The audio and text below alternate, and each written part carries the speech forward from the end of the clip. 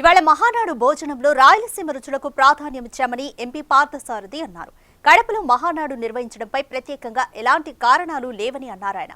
ఒక్కోసారి ఒక్కో ప్రాంతంలో నిర్వహిస్తామని, ఈసారి కడపలో జరుగుతున్నాయని అంటున్న పార్థసారథితో మా ప్రతినిధి శ్రీరామ్ ఫేస్ టు ఫేస్. రెండో రోజు మహానాడు కార్యక్రమం కొనసాగుతుంది. మనతో మాట్లాడడానికి హిందూపూర్ ఎంపీ పార్థసారథి సార్ ఉన్నారు. సార్ చెప్పండి, ఈరోజు ఫుడ్ సెక్షన్కి అంతా ఇన్ఛార్జ్గా ఉన్నారు. రాయలసీమ రుచులు క్లియర్గా కనిపిస్తున్నాయంటారా? బ్రహ్మాండంగా రాయలసీమలో కారంకి ఎక్కువ ప్రాధాన్యత ఉంటుంది. అన్నీ కూడా చిల్లీ, అన్ని వెరైటీస్ అంతా కూడా ఫుడ్, ఆ చిల్లీ ఫుడ్కే ఎక్కువ మంది దాని మీద ఇంట్రెస్ట్ చూపుతారు. ఆ క్రమంలో చికెన్ కానీ, మటన్ కానీ, బిర్యానీలు కానీ అన్నీ కూడా స్పైసీగా బ్రహ్మాండంగా చేయడం జరిగింది. అయితే ఎక్కువ క్రౌడ్ వస్తుంది, దాన్ని కంట్రోల్ చేసుకుని జాగ్రత్త చేయాలని, కౌంటర్స్ హెచ్చగా పెట్టాలని పోతున్నాడు. అంటే మనం చూస్తూ ఉన్నాము, మాజీ సీఎం ఇలాకాలోనే ఈ మహానాడు ప్లాన్ చేసిన దాని వెనుక ఉన్న ఆంతర్యం ఏంటంటే? ఆంతర్యం ఏమి లేదు. కామన్గా రాయలసీమ ప్రాంతము ఈస్ట్ వెస్ట్, అట్లే ఉత్తర, మనకి ఇప్పుడు ఉత్తర ప్రాంతం అక్కడ శ్రీకాకుళం, విశాఖపట్నం అక్కడ ఒకసారి పెడతాం, రాజమండ్రి పెట్టాం, తిరుపతి పెడుతున్నాం. ఈసారి అధికారంలోకి వచ్చిన తర్వాత కడపలో రాయలసీమ ప్రాంతంలో పెట్టడం జరిగింది.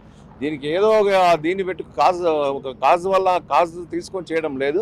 ఇది యాదృచ్ఛికంగా జరుగుతున్నటువంటి మహానాడు. అంటే ఈరోజు జరుగుతున్నటువంటి ఈ మహానాడులో రాయలసీమ ప్రాంతానికి ఎలాంటి, రాయలసీమ ప్రాంతాల సంబంధిత అంశాలు ఏదన్నా ప్రస్తావించే ఛాన్స్ ఉందంటారా? ఆల్రెడీ ఇప్పుడు అంద్రినీవా పూర్తి చేసే క్రమంలో ఇప్పుడు టెండర్స్ పిలిచారు. శరవేగంగా కర్నూలు నుండి దాదాపుగా కుప్పం వరకు కూడా శరవేగంగా అంద్రినీవా పనులన్నీ కూడా శరవేగంగా జరిగి వచ్చే జూన్ జూలై నాటికి నీళ్ళు ఇవ్వాలనే ఆకాంక్షతో పనిచేయడం కూడా జరుగుతూ ఉంది. అదేవిధంగా ఈరోజు మాకు డిఫెన్స్ హబ్గా అనంతపూర్ కూడా రావడం జరుగుతూ ఉంది. అదే గతంలో కూడా కియా వచ్చింది. అదే క్రమంలో శ్రీ సిటీలో బ్రహ్మాండంగా పనులు కూడా జరుగుతాయి, కొత్త ఇండస్ట్రీస్ కూడా వస్తున్నాయి. దాదాపు ఈరోజు మా నాయకుడు కష్టం ఫలితంగా, మా యువ నాయకుడు అయితేనేమి, చంద్రబాబు నాయుడు ముఖ్యమంత్రి గారు అయితే వాళ్ళ కృషి వల్ల ఈరోజు లక్షల కోట్ల రూపాయలు పెట్టుబడేదానికి పారిశ్రామికవేత్తలు కూడా తరలి రావడం కూడా జరుగుతూ ఉంది. ఈ ప్రభుత్వం మీద ఒక కాన్ఫిడెన్స్ ఉంది కాబట్టి ఆ విధంగా వస్తున్నారు. గత ప్రభుత్వానికి ఈ ప్రభుత్వానికి ఒక సంవత్సరం కాలంలోనే మార్పు అనేది చూస్తున్నారు. మీరు ఒక పక్క సంక్షేమ కార్యక్రమాలు ఇస్తూనే పరిశ్రమలు, అదేవిధంగా P4ను కూడా దాన్ని దృష్టిలో పెట్టుకుని ఈరోజు చాలా వరకు కూడా ఉద్యోగాలు వచ్చే అవకాశం. ఇప్పటికే 34 మహానాడులు జరిగాయి, 2 వర్చువల్గా కూడా జరిగాయి. మహానాడులో పెట్టినటువంటి అంశాలు ఏవైతే ఉన్నాయో కేవలం అవి మహానాడుకి పరిమితం అవుతున్నాయి, అవి నిజంగా ఇంప్లిమెంట్ అవుతున్నాయంటారా? కాదమ్మా, మాకు ఇంకా 4 years టైం ఉంది. మ్యాక్సిమం కార్యక్రమాలు చేస్తున్నాము. ఏవైతే చెప్పామో అవన్నీ తప్పనిసరిగా చేసి తీరుతాం.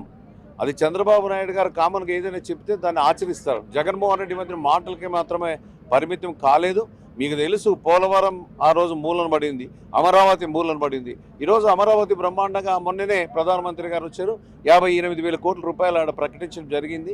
అమరావతి ఒక పక్క, పోలవరం ఒక పక్క, ఇవన్నీ కూడా తొందరలో పూర్తి అవుతాయి. తప్పనిసరిగా టార్గెట్ ఏదైతే చెప్పామో ఆ టార్గెట్లో పూర్తి అవుతాయి అన్ని పనులు కూడా.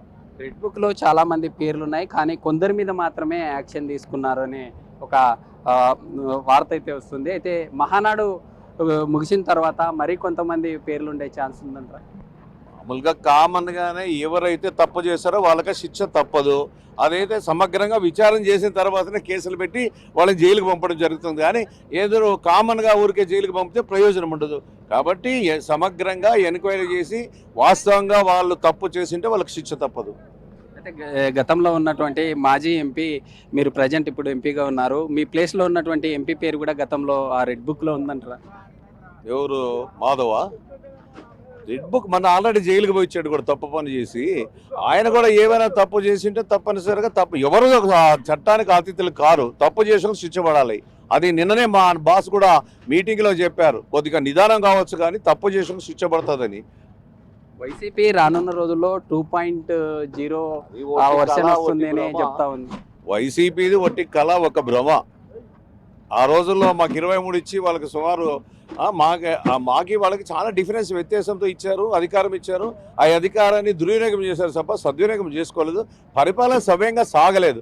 తుగ్లక్ పాలన మాదిరి చేశాడు కాబట్టి ప్రజలు తిరస్కరించారు. ఈరోజు 11 సీట్లే వచ్చాయి. మేము పొంగిపోవడం లేదు, 11 సీట్లు వాళ్ళకి వచ్చాయి, మాకేదో భారీ మెజారిటీ వచ్చిందని. కానీ మా మీద ఒక గురుతరమైనటువంటి బాధ్యత ఉంది. ప్రజలకు ఆకాంక్షలకు అనుగుణంగా పనిచేస్తాం, ప్రజల తీర్పు పొందుతాం. ఆల్రెడీ కూటమి ప్రభుత్వం ఏపీలో ప్రపంచనం సృష్టించింది. కానీ మీరు దానికి దీటుగా కూటమి ఇక్కడ ఈ యొక్క సభ పెట్టి ఇంకా మరింత బలోపేతం చేయడం కోసమే ఇలా ఆర్థిక చేశారు. లోటు ఉన్నటువంటి రాష్ట్రం, ఈ రాష్ట్రాన్ని ఆర్థికంగా దివాలా తీయించినటువంటి వ్యక్తి జగన్మోహన్ రెడ్డి. కొద్దిగా లైన్లో పెట్టాలంటే కొద్దిగా లేట్ అవుతుంది, ఆర్థిక ఇబ్బందులు ఉన్నాయి. ఈరోజు మా అదృష్టం ఏమంటే కేంద్రంలో కూడా ఎన్డీఏ ప్రభుత్వం రావడం, ఆ ఎన్డీఏ ప్రభుత్వం యొక్క సహాయ సహకారాలు ఉండడం ద్వారా ఇంకా కొద్దిగా మేలు జరుగుతూ ఉంది. ఈ రాష్ట్రానికి భవిష్యత్తులో ఇంకా మేలు జరుగుతుంది, ఇంకా కేంద్రం నుండి నిధులు వస్తాయి, అదేవిధంగా పరిశ్రమలు కూడా తరలి వస్తున్నాయి. కాబట్టి తప్పనిసరిగా మన ప్రాంతం బాగా అభివృద్ధి చెందుతున్న దాంట్లో అనుమానం లేదు. ఇది మొత్తంగా ఇక్కడ జరుగుతున్నటువంటి మహానాడు కార్యక్రమంలో రాయలసీమ ప్రాంతానికి కూడా రానున్న రోజుల్లో ఖచ్చితంగా పెద్దపీట ఉంటుంది. ఎందుకంటే ఇప్పటికీ మాజీ ఎంపీగా ఉన్నటువంటి గోరంట్ల మాధవ్ కూడా గతంలో రెడ్ బుక్లో ఉన్నందుకే ఇలాంటి ఇప్పటికే అరెస్ట్ అయ్యి జైలుకు వెళ్ళొచ్చారు. అయితే రానున్న రోజుల్లో ఖచ్చితంగా ఎవరైతే ఈ తప్పులు చేశారో వారందరూ కూడా ఖచ్చితంగా శిక్ష అనుభవిస్తారంటూ కూడా ఎంపీ తెలుపుతున్నటువంటి పరిస్థితి. వీడియో రావుతో శ్రీరామ్, కడప.